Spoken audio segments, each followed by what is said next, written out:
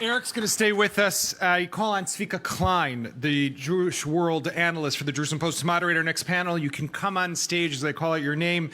Joined by Eric Chaim Ben Yaakov, the CEO of the Euro-Asian Congress, and Margarita Spichko-Schein, a director in the Ministry of Diaspora Affairs.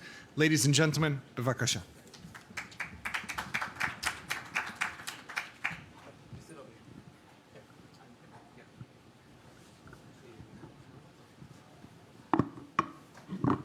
Hello, everybody. Oops, sorry about that.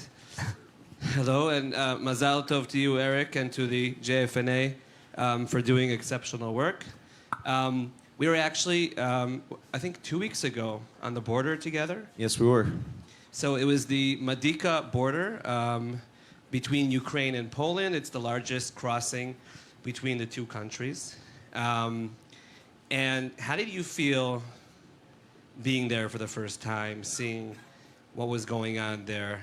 I'll try and maybe just like explain what you see when you go to the border. It's like a tent city.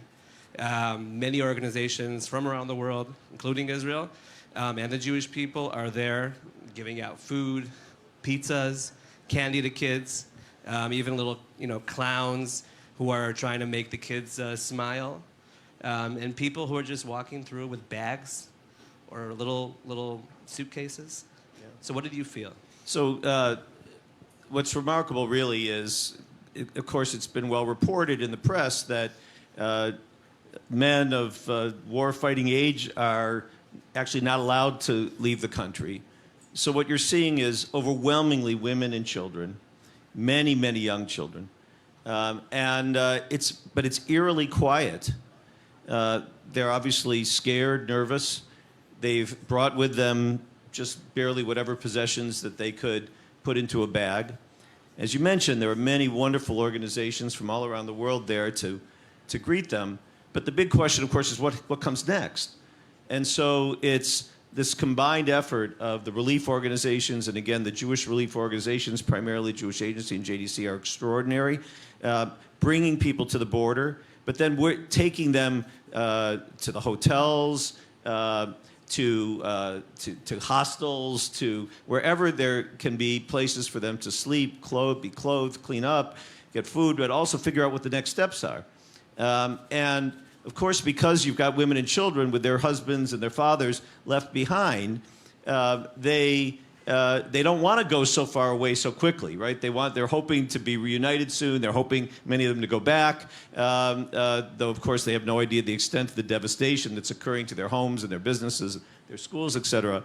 So what you have is this massive need for housing and humanitarian needs for refugees in the border countries, millions, as has been reported, but then also our desire as a Jewish community, not only to help all refugees, which of course we do, and to help resettle them. We're going to help resettle in North America and every one of our communities, anyone who comes, not just Jews, obviously. We're going to help everyone resettle in North America who wants to come there, but to help them find their places of destination. And of course, as Minister Shaked and others have said earlier today, this remarkable effort between the Jewish Agency and the councils of Israel to process them quickly. I saw it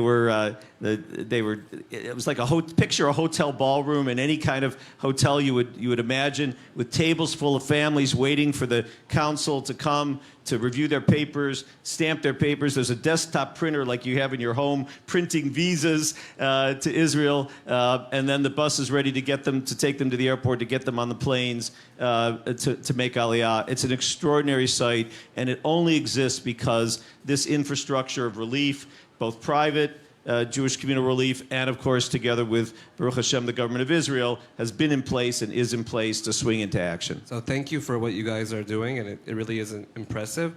Margarita, you have a personal connection, so does Chaim, but you have family in Ukraine and in Russia. It's very weird that this is the first time in my life when I actually need to make this distinction, because my father was born in Kiev, my mom is from St. Petersburg, So the majority of my father's family is now in Kiev, and the majority of my mother's family is still in St. Petersburg. And this is the first time. I've always been a former Soviet Union Russian-speaking Jew. This is the first time we're actually to think about the difference between these two And what are the words. what are the differences between being a Ukrainian Jew and a Russian Jew living in Israel? Well, in my opinion, there's no difference. I'm an Israeli in the end of the Right. day. That's the way I see it.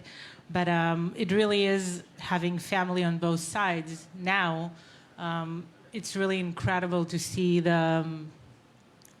just the personal tragedy of everyone. Just Eric said before about the men who are needed to stay in the Ukraine. Nobody can leave. So the majority of my Ukrainian family is actually staying in Ukraine because a lot of their kids are that age, so they are not leaving the children behind. Ironically enough, my Russian family is actually leaving. So most of them are now in process of making aliyah. I have most of my mom's families, actually, they're all very dignified doctors, heads of departments in St. Petersburg. And it really just, I'm really thinking about how scared do you need to be of what's coming ahead if you choose to, at 70 years old, you choose to leave everything behind, the life that you build for yourself, all your connections, all your prominent status, and leave to a new country, which language you don't speak, and just, you probably should, you really, really need to see the dark days ahead. 100%. And these are people that actually lived through the Soviet regime, so they know how it looks like. It's not an easy situation. Yeah. I want to get back to you in a second regarding you're here because you're representing the state of Israel and the diaspora ministry. But I want to move on to Chaim Ben Yaakov from the Euro-Asian Jewish Congress. And you also have a personal connection. Yes, of course. I'm originally from Russia, and all members of my family now in Israel. Right. But we have a very good connection with the Jewish community in former Soviet Union, in Russia, and in Ukraine, and in Moldova, and Belarus, and Kazakhstan, and all around. But we can speak about history and philosophy of this conflict. My point is practical dealing with situation and with terrible crisis. First point, Jewish community of Moldova, with our assistance, has organized 11 temporary accommodation centers in Ukraine for Ukrainian Jews refugees all over the country. They can receive necessary information, the food, the place to sleep, and other conditions for the stay. We're acting in Moldova as well in Ukraine. Also, I think in Vienna. In Vienna and Berlin, thousands of refugees now in Western Europe. Right. And we are working in Ukraine, in Lviv, Odessa, and Kiev. Mm-hmm. According to estimates, it's about 200,000 Jews and members of their family lived in Ukraine before the crisis.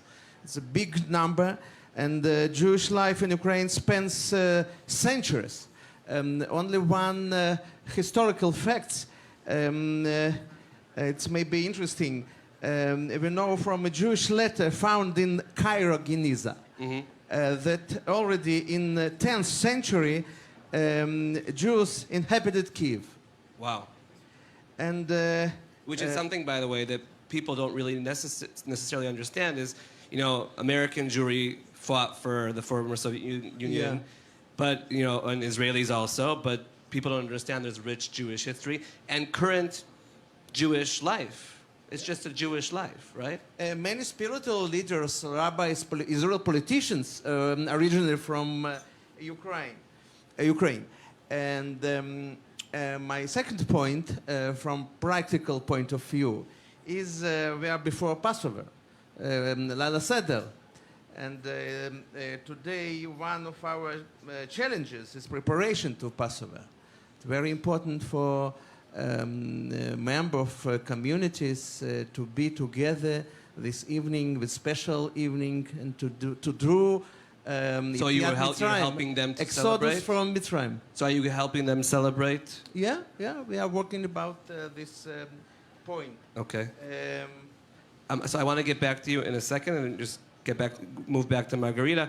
So it's not a given that the Israeli government is actually invested already, together with philanthropists, 20 million shekel. And I think Minister Nachman Shai announced another 10 million shekel after the war is done, or to assist to rebuild these communities. As a representative of the government, I mean, how does it feel to be doing this? It's not something the Israeli government has done, except for in 2015, I think, with the former crisis in Ukraine. Yeah, that is not the first time that the Israeli government is actually taking action. Being a representative of the Israeli government is always a little bit tricky because you can be a little bit of a persona non grata in every room. You're very wanted in this room. But I think this time I'm incredibly proud of that role because I think we've been monitoring the situation in Ukraine and how events have been unfolding there for the past few months. So when the war actually broke, we were very, very fast on securing the funds for the Ukrainian crisis. I don't know how many of you work with governments in general. Being quick is not our strongest suit. Right. So this was within hours of the war starting, and the entire government in its entirety actually pulled into a big forum where everybody is sitting together. I've been a civil servant for 10 years through the good, bad, and ugly of governmental work, and we know our limitations. This time, everybody just pulled in together. It was so fast, so selfless. So 20 million shekel from the Israeli government goes towards. We partnered with major Jewish organizations that actually have boots in the ground. In lack of a better term, boots in the ground, that are actually connected to the Jewish communities within Ukraine. And we've been working with them to translate the governmental funds to food, to medicine, to security, to rescue missions, to alternative housing that will able to help them. And the work with the JFNA, with the Jewish Agency, the non-governmental organizations, has been incredible because they're actually the people on the ground doing the work in the borders and within Ukraine. And it's really been such a quick, very efficient process, which is not always the case with the government. Okay, so we have a little bit less than 3 minutes, and I want to let the two of you kind of react. So Chaim, we discussed about this earlier. Do you see a change in the demography of the European or Russian-speaking Jewish community as a result to what's going on? Today, the Jewish life of all post-Soviet countries very much depends on geopolitical developments in the region. And for now, it's difficult to predict the future of Jewish communities in Ukraine, in Russia, in Belarus, in Kazakhstan as well. We already see large numbers of new immigrants to Israel. We see a large number of Ukrainian Jewish refugees in other countries around the world now. And in this regard, we have no choice but closely monitor the situation. And we deal in this by our Institute for Eurasian Jewish Studies, and be ready to respond to emerging needs. Okay. Eric, how do you see this? First of all, I mean, what's the amount of funds that you've raised? Because every other day you update. So is there an update? Sure, it's close to 50 million in emergency funds. Wow. But as I pointed out, really, this builds on the annual funding. Last year provided over $100 million just to You just say it like it's just easy to raise $50 million in a month for a Jewish cause outside of the U.S. Extraordinary generosity. And if I could just, as you said, you wanted us to react to each other a little bit, that first of all, I want to say that the cooperation with the government of Israel has been extraordinary, from the Prime Minister to every ministry, together with the Jewish world. It's something that everybody should be proud of. But just to give you an example of this kind of generosity, Chaim spoke about the upcoming Seder. So one of our community leaders who was on the border with us happened to be from Columbus, Ohio. He was talking to Rabbi Shudrick, the chief rabbi of Warsaw, who was talking about the cost of the Seder that he was preparing. And our community leader said, "How much do you need?" He said, "Well, maybe about $40,000. Went home, and in one day, one donor in Columbus, Ohio, sent $40,000 to Rabbi Shudrick in Poland for the Seder for all the refugees that he'll be encountering. And that's just one piece. There are many, many others there and many other stories like that. But it's that extraordinary volunteer. I also want to say that we've been told that there's a need for Russian-speaking and Ukrainian-speaking volunteers. Jewish federations have been mobilizing to find volunteers in North America who speak the language, Jewish communal professionals, social workers, etc. They're already working together. We have placements from many organizations. They're already on planes and on their way over to help. And also, as Chaim said, we know that this crisis is going to compound, last a long time. The amount of aliyah and absorption in Israel is going to be extraordinary. Again, think about these are women and children, many, many young children. You need schooling, you need childcare, you need all sorts of things, healthcare. Russia is going to be an ongoing political crisis, as Margarita said. We're going to be prepared to be there. And then, of course, our communities have invested in Jewish life. In Eastern Europe, in Ukraine alone, I used to be the head of Hillel. Hillels are there, and Moshe houses are there, and of course Chabad is there, and youth groups are there, and camps are there, and the effort to rebuild that Jewish life is going to take years, but will be also one of our priorities. So thank you very much for that. And I want to end on a note. I mean, we heard, first of all, I think that's definitely an exclusive breaking news of $50 million raised by the North American Jewish communities through the JFNA. But also, there's representatives here. You're from the Diaspora Ministry. So Mosaic United, which is a joint venture of the Israeli government, just did a research on Russian-speaking Jews around the world. I mean, they worked on it before the war. And one of the representatives from Mosaic United says there are issues of Russian-speaking Jews. They don't want to be called Russian-speaking Jews anymore, RSJ, which is like an inner Jewish professional context. They want to be considered something else. And I think the demographical situation is definitely going to be different here in Europe and for former Soviet Union Jews. So thank you for the three of you for what you guys are doing, and thank you for being here. Thank you.